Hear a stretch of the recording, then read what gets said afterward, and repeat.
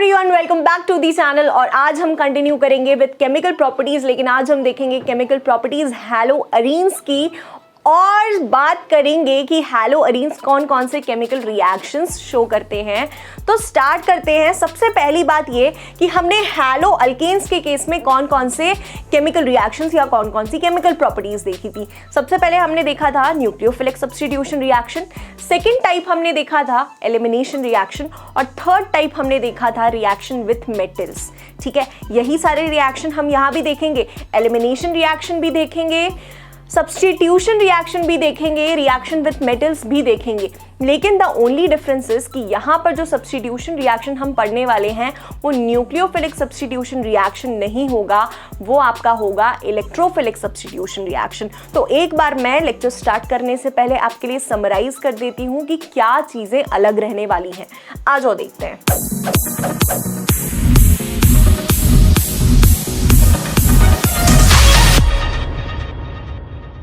तो haloalkanes nucleophilic substitution reaction, elimination और reaction with metals दिखाते थे, लेकिन स्लाइट डिफरेंस है। ये दोनों रिएक्शन तो कॉमन है हैलोअरीन्स के केस में, बट इलेक्ट्रोफिलिक सब्स्टिट्यूशन रिएक्शन यहाँ पर हमें देखने को मिलेगा instead of nucleophilic substitution reaction. But इससे पहले क्वेश्चन आता है कि जो हैलोअरीन्स हैं ये न्यूक्लियोफिलिक सब्स्टिट्यूशन रिएक्शन क्यों नहीं दिखाते। अब शुरू करने से पहले या रीजंस बताने से पहले मैं आपको बताना चाहती हूँ कि nucleophilic substitution reaction haloarenes normal temperature and pressure conditions में नहीं दिखाते हैं। ध्यान देंगे वर्ड्स पर। Under conditions of NTP, normal temperature and pressure conditions अगर हैं तो हैलोअरीन्स न्यूक्लियोफिलिक सब्स्टिट्यूशन रिएक्शन नहीं दिखाएंगे। इसे प्लीज़ आप नोट कर लें अपने पॉइंट्स में, जहाँ पर भी आप अपने नोट्स बना रहे हैं। बहुत ही इंपॉर्टेंट बात है, क्योंकि नॉर्मल टेम्परेचर प्रेशर एक अलग चीज होती है और अलग स्पेसिफिक टेम्परेचर प्रेशर एक अलग चीज होती है, अलग बात होती है। नॉर्मल टेम्परेचर प्रेशर मतलब रूम टेम्परेचर, लेकिन यहां पर मुझे टेम्परेचर कई ज्यादा दिख रहा है। तो अगर मैंने हैलोअरीन लिया है और उसमें मैं ऐड करवाना या सब्स्टिट्यूट, ऐड तो नहीं सब्स्टिट्यूट करवाना चाहती हूँ न्यूक्लियोफाइल, तो मुझे जो रिएक्शन कंडीशंस हैं नॉर्मल टेम्परेचर प्रेशर से हट कर रखवानी पड़ेंगी, तब जाकर न्यूक्लियोफाइल सब्स्टिट्यूट होगा। समझ आ रही है बात? इतनी क्लियर बात है। फटाफट से इसको देखेंगे। ओके, अब देखो ध्यान दो, यहाँ पर टेम्परेचर कंडीशंस कुछ ज़्यादा हैं, नॉर्मल कंडीशन से ज़्यादा है। तो अगर हमें न्यूक्लियोफिलिक सब्स्टिट्यूशन करवाना है हैलोअरीन्स में तो हमें टेम्परेचर कुछ ज़्यादा रखना पड़ेगा। सबसे पहला रिएक्शन जो आपका एनसीईआरटी में गिवन है वो ये वाला है कि अगर हमने एक हैलोअरीन लिया है और हम चाहते हैं उसमें न्यूक्लियोफाइल ऐड करवाना, न्यूक्लियोफाइल यहाँ पर हमारा OH है, इसका सोर्स कुछ भी हो सकता है, तो टेम्परेचर हमें ज़्यादा रखना पड़ेगा और उसकी वजह से फाइनली हमें अपना करस्पॉन्डिंग सब्स्टिट्यूटेड प्रोडक्ट मिल जाएगा। What is this, what is the name of this product? एक बहुत ही जाना माना प्रोडक्ट है, आप प्लीज मुझे कमेंट बॉक्स में फटाफट से बता दीजिए। अच्छा, अगला है, यहाँ पर मुझे कुछ स्लाइड चेंज दिख रहा है। टेम्परेचर तो ज़्यादा है लेकिन पहले वाली कंडीशन से कम है और यहाँ पर एक इलेक्ट्रॉन विड्रॉइंग ग्रुप भी लगा हुआ है। तो अगर हैलोअरीन में एक इलेक्ट्रॉन विड्रॉइंग ग्रुप लग जाता है तो हमें टेम्परेचर उतना ज़्यादा देने की रिक्वायरमेंट नहीं है, फिर हमारा जो न्यूक्लियोफाइल है वो सब्स्टिट्यूट हो जाता है। ठीक है, यहाँ पर ये हमारा हैलोजन आटम था, इसकी जगह क्या आ जाता है? OH। अब जानते हैं हम रीजंस कि ऐसा होता क्यों है, या फिर जो हैलोअरीन्स हैं ये nucleophilic substitution reaction normal conditions में क्यों नहीं दिखाते। तो इसका सबसे पहला रीजन है स्टूडेंट्स, इसका सबसे पहला रीजन है इसका सबसे पहला रीजन है पार्शियल डबल बॉन्ड कैरेक्टर।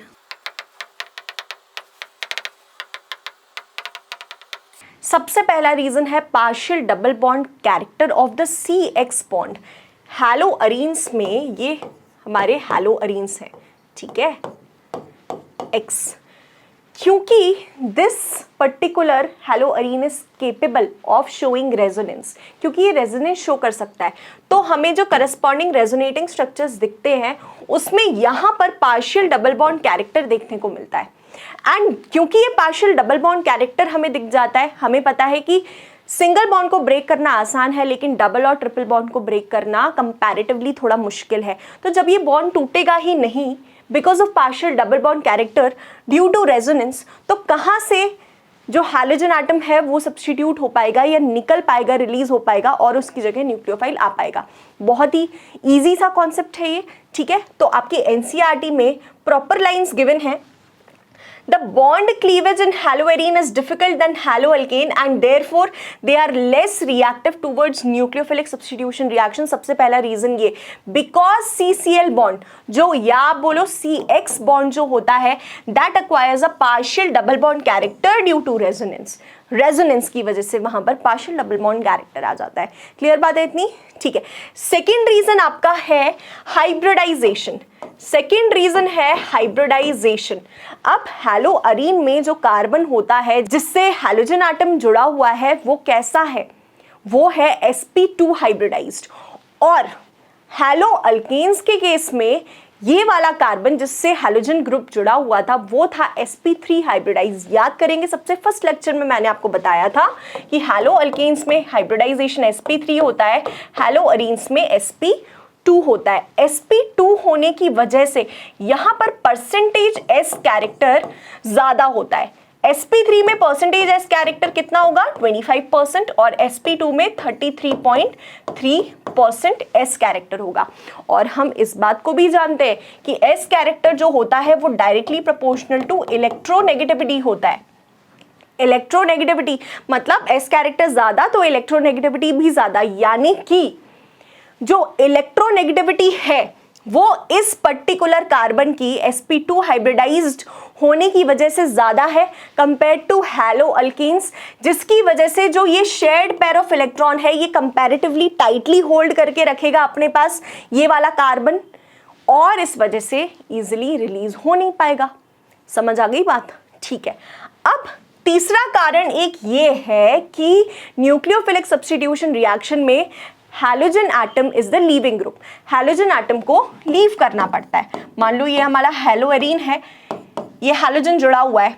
उस केस में हैलोअल्केन्स के केस में क्या करते थे, RX था, न्यूक्लियोफाइल अप्रोच करता था तो ये ग्रुप लीव कर जाता था, हैलोजन ग्रुप लीव कर जाता था। लेकिन यहाँ पर इसका लीव करना पॉसिबल नहीं है। दो रीजंस हम ऑलरेडी डिस्कस कर चुके हैं। तीसरा रीजन ये है कि अगर ये लीव करता भी है तो हमें क्या मिलेगा, हमें मिलेगा एक कुछ इस टाइप का कार्बोकेटाइन।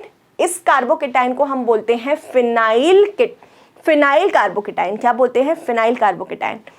बिकॉज एक हाइड्रोजन यहाँ पर लेस है तो ये जो फिनाइल केटाइन है ये लेस स्टेबल होता है या इनस्टेबल होता है, ये एग्जिस्ट नहीं करता, फटाफट से रिएक्ट कर जाएगा, इतना ज़्यादा इनस्टेबल है। इसीलिए यहाँ पर this is the third reason क्यों nucleophilic substitution reaction haloarenes show नहीं करते हैं। क्लियर बात है इतनी। चौथा रीजन एक बहुत ही ईजी सा सिंपलेस्ट सा रीजन है। पहले यहाँ पर देख लेते हैं आपकी एनसीईआरटी में क्या लाइन्स है। The sp2 hybridized carbon atom with greater s character is more electronegative and can hold the electron pair of CX bond more tightly than sp3 hybridized carbon in haloalkane with less s character। ठीक है, 25% होता है haloalkane में सिर्फ। अभी अपन ये सब discuss कर चुके हैं, सिर्फ और सिर्फ एक बार ब्रश अप कर रहे हैं lines. Okay, the CCl bond length in haloalkane is 177 picometers while in haloarenes is 169। वो पार्शियल डबल बॉन्ड कैरेक्टर वाली बात कर रहे हैं। चलो आगे देखते हैं। ये तो टेम्परेचर वाली बात बता दी है, ये हम ऑलरेडी डिस्कस कर चुके हैं, ठीक है। बट उससे पहले एक चीज मैं आपको और बता देती हूं कि जब भी हमें न्यूक्लियोफाइल ऐड करवाना होता है किसी हैलोअरीन में तो न्यूक्लियोफाइल एक नेगेटिव स्पीशीज है, ठीक है। और यहाँ पर जो हैलोजन एटम है ये भी नेगेटिव स्पीशीज है। तो जब न्यूक्लियोफाइल अप्रोच करता है तो एक पॉसिबिलिटी बनती है रिपल्शन की बिटवीन लाइक चार्जेस, जिसकी वजह से न्यूक्लियोफाइल थोड़ी सी डिफिकल्टी फेस करता है ऐड होने में। तो this is the fourth reason and easiest reason. बाकी पॉसिबिलिटीज हमने देख ली हैं कि अगर टेम्परेचर कंडीशंस हम ज़्यादा रखते हैं तो उस केस में देयर इज अ पॉसिबिलिटी कि न्यूक्लियोफिलिक सब्स्टिट्यूशन रिएक्शन हो जाएगा, ठीक है। अब आ जाते हैं हम इलेक्ट्रोफिलिक सब्स्टिट्यूशन रिएक्शन पर। तो यहाँ इस केस में अरीन्स के केस में बहुत फेमस इलेक्ट्रोफिलिक सब्स्टिट्यूशन रिएक्शंस हैं, एग्जाम में पूछे जाते हैं और कुछ 5 इलेक्ट्रोफिलिक सब्स्टिट्यूशन रिएक्शंस हम यहाँ पर देखने वाले हैं। आ जाओ देखते हैं फटाफट से। तो ये 3 इलेक्ट्रोफिलिक सब्स्टिट्यूशन रिएक्शंस हैं। इलेक्ट्रोफिलिक मतलब इलेक्ट्रॉन लविंग, इलेक्ट्रॉन लिविंग कोई पॉजिटिव स्पीशीज हो सकती है, ठीक है। Electron loving, electro means electron, philic loving, electron loving कौन सी स्पीशीज होगी? Positive species. अच्छा, this is the haloarene aryl halide, I am so sorry, जो हमने लिया है this is the aryl halide, ठीक है, एक्स अराइल हलाइड, ठीक है। अब अगर मुझे यहां पर क्या करना है, क्लोरिनेशन करवाना है, तो क्लोरिनेशन कैसे होगा? क्लोरिनेशन के लिए मुझे लगेगा Cl2, क्लोरीन ऐड करवाना है, Cl2 लगेगा, ठीक है। चलो Cl2 लगा दिया, लेकिन बात आती है कि यहां पर इलेक्ट्रोफाइल क्या है, तो वो जानना बहुत ज्यादा जरूरी है। Cl2 यानी कि Cl बॉन्ड। अब अगर इसका हेट्रोलिटिक क्लीवेज होता है तो एक जगह पार्शियल पॉजिटिव पार्शियल नेगेटिव आ जाएगा, तो ये यहां से हमें Cl प्लस दे देगा और ये यहां से हमें Cl नेगेटिव दे देगा, ठीक है। तो ये जो Cl पॉजिटिव है, हालांकि देखने में बहुत ही वियर्ड स्पीशीज लगती है क्योंकि अभी तक हमने सिर्फ Cl नेगेटिव की पिक्चर देखी है, Cl पॉजिटिव की कभी नहीं, लेकिन Cl पॉजिटिव यहां पर एज अ इलेक्ट्रोफाइल एक्ट करता है, ठीक है। और हमेशा ध्यान रखना कि इलेक्ट्रोफिलिक सब्स्टिट्यूशन रिएक्शन में जब भी कभी इलेक्ट्रोफाइल ऐड होता है तो वो हमेशा ऑर्थो और पैरा पोजीशन पर ऐड होता है। ऑल्सो जो पैरा प्रोडक्ट है ये मेजर प्रोडक्ट होता है। ये कौन सा प्रोडक्ट होता है? मेजर प्रोडक्ट होता है। क्लियर बात है इतनी? आई होप इतनी बातें क्लियर है आपको, ठीक है। अब बनाते हैं हम प्रोडक्ट। तो ये हैलो अरीन है, इसमें क्लोरिनेशन करवा रहे हैं, तो हमें कुछ इस तरह के प्रोडक्ट मिलेंगे। 2 प्रोडक्ट आप पहले से बनाकर बैठ जाएंगे, सिंपल वही हैलो अरीन। एक इलेक्ट्रोफाइल आप ऑर्थो पोजीशन पर लगा देंगे, दूसरा इलेक्ट्रोफाइल आप पैरा पोजीशन पर लगा देंगे। पैरा वाला प्रोडक्ट मेजर होता है, ठीक है। सिमिलरली अगर हमें नाइट्रेशन करना है तो नाइट्रेशन किसके प्रेजेंस में होता है? H2SO4 एंड HNO3 के प्रेजेंस में, H2SO4 एंड HNO3 के प्रेजेंस में। और यहां पर इस मिक्सचर को हम बोलते हैं नाइट्रेटिंग मिक्सचर। क्या बोलते हैं? Nitrating mixture. अगेन आपको क्या करना है? कुछ नहीं करना है, बस एज इट इज स्ट्रक्चर बना के बैठ जाएंगे। हमें पता है ऑर्थो और पैरा पोजीशन पर जो है हमारा क्या आकर जुड़ेगा बेटा? इलेक्ट्रोफाइल आकर के ऐड होगा। लेकिन यहाँ पर इलेक्ट्रोफाइल है क्या, तो उसको समझते हैं थोड़ा सा। हमने लिया है H2SO4। H2SO4 का स्ट्रक्चर कुछ ऐसा होता है, यस और नो, और HNO3 भी है।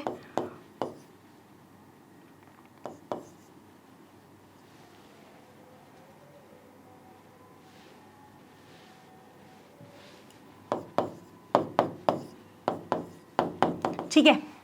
अब यहां से ये वाला जो हाइड्रोजन है ये रिलीज हो जाएगा। क्यों? क्योंकि ये एक एसिड है, यहां से H प्लस रिलीज हो जाएगा और वो जाकर के किसके साथ जुड़ेगा? ये वाले OH के साथ। समझ आ रही है बात? तो यहां पर OH के साथ जब वो जुड़ जाएगा तो वो क्या बना लेगा? वो बना लेगा बेटा N double bond O double bond O OH2। And OH2 एक बहुत ही अच्छा लीविंग ग्रुप है। तो बचता क्या है? सिर्फ NO प्लस। क्या बचता है? Not NO plus, NO2 plus. तो यहाँ पर NO2 प्लस जो है ये इलेक्ट्रोफाइल है और यही इलेक्ट्रोफाइल यहाँ पर आकर के ऐड हो जाएगा। This is what is nitration. सही बात है। सल्फोनेशन के केस में भी बिल्कुल यही मिलता है हमें। और यहाँ पर सल्फोनेशन के केस में जो इलेक्ट्रोफाइल होता है वो होता है आपका SO3H। तो अब आप ये वाला जो सल्फोनेशन का प्रोडक्ट है ये आप खुद से बना लेंगे। फटाफट से देख लीजिए।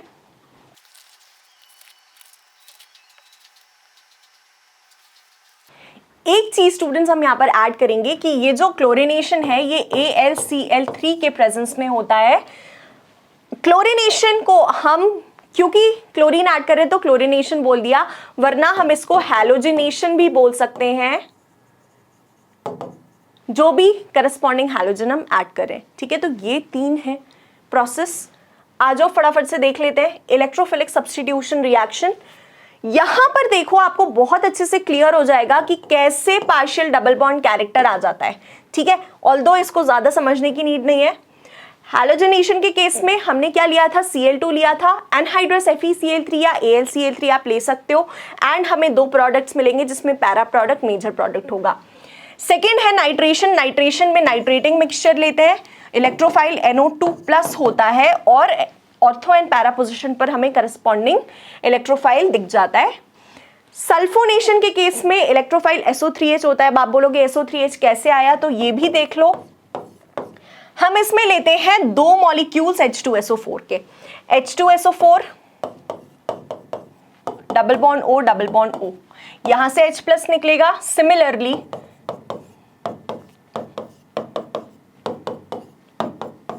यहां से क्या निकलेगा, OH, ओके ठीक है, इतनी बात क्लियर है। OH निकल जाएगा, ये क्या बना लेगा, अगेन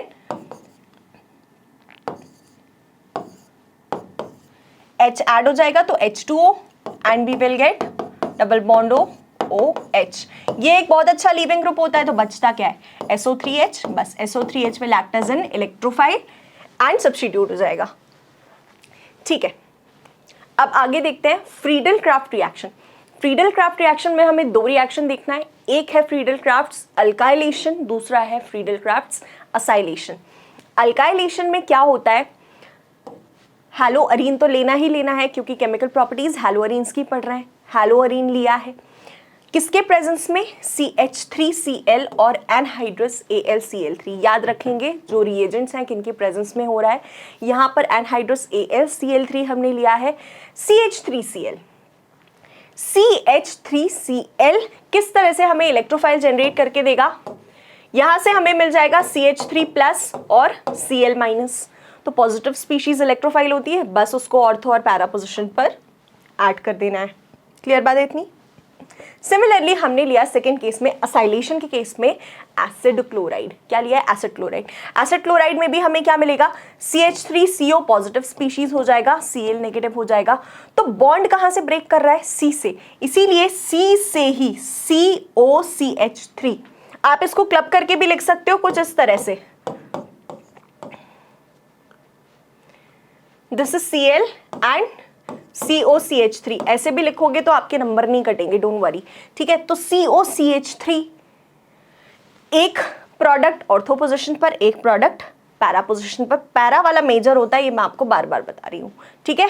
तो फ्रीडल क्राफ्ट्स रिएक्शन किसके प्रेजेंस में होता है, एनहाइड्रस AlCl3 के प्रेजेंस में। अगर अल्काइलेशन है तो रिएक्टेंट में CH3Cl होगा। असाइलेशन है तो क्या होगा, CH3COCl, ठीक है। क्लियर बात इतनी। अब आ जाते हैं, देखते हैं reaction with metals. Haloalkanes के केस में हमने वुड्स रिएक्शन देखा था, और यहां पर एक नया रिएक्शन है जिसे हम वुड्स फिटिग रिएक्शन बोलते हैं। अब वुड्स रिएक्शन मतलब केवल और केवल अल्काइल हलाइड, फिटिग नाम आ गया तो अराइल हलाइड भी ऐड कर दो। उस केस में हमने सोडियम लिया था, और यहां पर सोडियम क्या करेगा, अगेन ध्यान रखना कि 2Na लेना है, सिंगल Na नहीं लेना है, 2Na लेना है। तो ये जो दो सोडियम है, ये दो हैलोजन एटम्स को ले जाएंगे and it will form 2NaX। बाकी ये जो R है ये ज्वाइन कर जाएगा कहां पर, विथ द बेंजीन रिंग, और हमें ये प्रोडक्ट मिल जाएगा। रिएक्शन अगेन ड्राई ईथर के प्रेजेंस में हो रहा है। सेकेंड है वुड्स फिटिग रिएक्शन, देख लिया। अब है सिर्फ फिटिग रिएक्शन। तो मैंने बताया था वुड्स रिएक्शन हमने कहां देखा था, अल्काइल हलाइड्स के केस में, तो एक अल्काइल हलाइड ले लेना, और फिटिग एक बेंजीन रिंग वाला प्रोडक्ट या हैलोएरीन ले लेना। लेकिन यहां फिटिग रिएक्शन के केस में हमें दोनों ही, Fittig refers to haloarene and Wurtz सिर्फ और सिर्फ Wurtz refers to haloalkane, ठीक है। तो इतनी बात तो हम समझते हैं। अब फिटिग रिएक्शन में हमने लिए हैं दो मॉलिक्यूल्स, किसके, अराइल हैलाइड के या हैलो अरीन के, एंड दो एटम सोडियम के। कुछ नहीं करना है, बस यहां से 2NaX रिमूव कर देंगे एंड हमारे पास बचेंगे दो ही बेंजीन रिंग्स, जिनको ज्वाइन करके ये बन जाता है डाइफिनाइल। क्लियर बात है इतनी, ठीक है। So this is all about chemical properties of haloarenes. अब नेक्स्ट लेक्चर में हम लास्ट टॉपिक देखेंगे जिसे हम बोलते हैं पॉली हैलोजन कंपाउंड्स। तो आज के लिए सिर्फ इतना ही। जितने भी नेम रिएक्शंस हमने पढ़े हैं ये सारे ही बहुत इंपॉर्टेंट हैं आपके एग्जाम पॉइंट ऑफ व्यू से, तो इन्हें अच्छे से देखेंगे। बिल्कुल भी टफ या कॉम्प्लिकेटेड रिएक्शन मैकेनिज्म नहीं है। आई होप आज का लेक्चर आपके लिए हेल्पफुल रहा। मिलते हैं अगले सेशन में। Thank you so much.